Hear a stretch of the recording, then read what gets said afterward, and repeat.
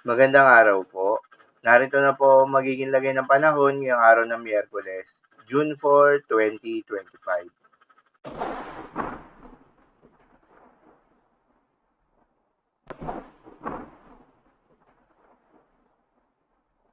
Sa kasalukuyan na tayong sa pag-asa, patuloy na nakakaapekto itong southwest monsoon o hanging habagat sa malaking bahagi ng Luzon, particular na sa may western section ng northern at central Luzon.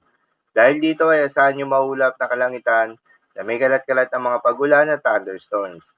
Muling umiiral naman itong Intertropical Convergence Zone o ITCZ at nakakaapekto sa may southern portion ng Mindanao. Dahil dito ay asahan rin yung maulap na kalangitan na may kalat-kalat ang mga pagulan at thunderstorms.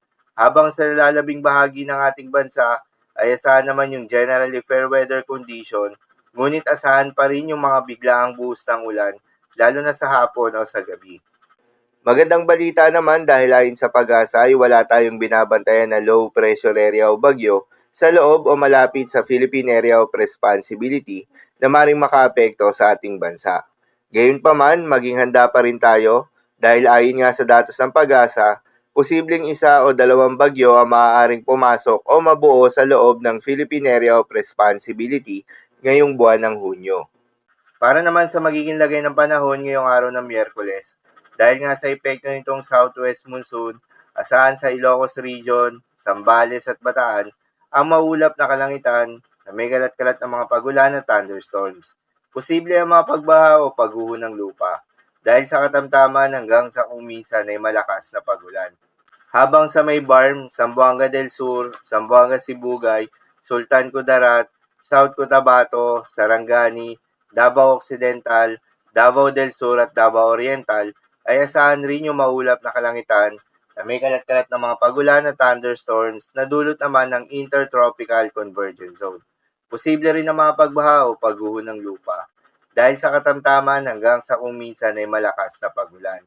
Habang sa Metro Manila at nalalabing bahagi pa ng Luzon, ay asahan naman yung bahagyang maulap hanggang sa maulap na kalangitan na may kalat-kalat na mga pagulan o thunderstorms na dulot ng southwest monsoon. Posible rin na mga pagbaha o pagguho ng lupa during severe thunderstorms. At sa nalalabing bahagi pa nga ng ating bansa, ay asahan rin yung bahagyang maulap hanggang sa maulap na kalangitan na may kalat-kalat na mga pagulan o thunderstorms na dulot ng mga localized thunderstorms. Posible rin na mga pagbaha o pagguho ng lupa during severe thunderstorms. Madalas, nabobo ang mga thunderstorms na ito tuwing hapon o gabi na nagtatagal ng 1 hanggang 2 oras. Kaya naman ingat sa mga posibleng banta ng pagbaha at pagguho ng lupa, lalong-lalo na sa mga lugar na inuulan na noong mga nakaraang araw pa. At para naman sa magiging lagay ng mga dagat baybayin, ayon sa pag-asa ay walang nakataas na gale warning sa anumang seaboards ng ating bansa. Ngunit pinag-iingat yung mga papalaot na mga kababayan nating mangingisda at yung may mga maliliit na sasakyang pandagat sa may western seaboards ng Luzon at extreme northern Luzon dahil inaasahan yung katamtaman hanggang sa maalon na karagatan.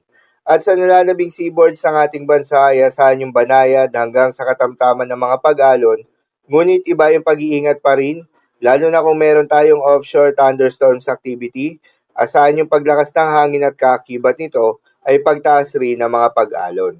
So, yun lamang po para sa lagay ng panahon ngayong araw ng Miyerkules. Keep safe, everyone.